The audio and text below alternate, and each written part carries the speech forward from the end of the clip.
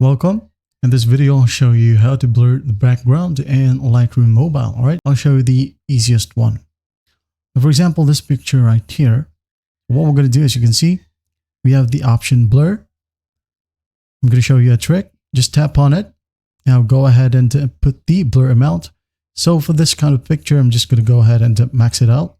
All right, you might want to play around with this slider right here and just wait for the AI to do its thing. As you can see here, the background or the blur background has been done.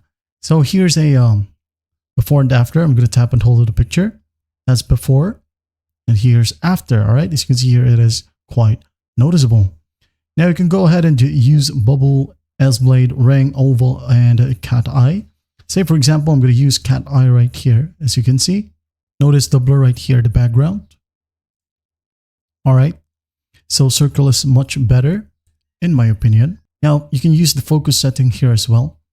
If you want to, as you can see here, when I move it, the blur is on my face. All right, and we don't want that.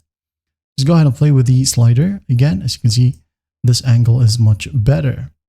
Now, once you're done, just hit on apply right here. That is as connected to the cloud. Just wait for it, as it won't take long. All right, it's done. So I'm just going to tap on the check mark right here. So I'm going to hit on save or export it. All right, and done. And that's the easiest way to blur background in Lightroom Mobile. Well, I hope this video helps, and I'll see you in the next one.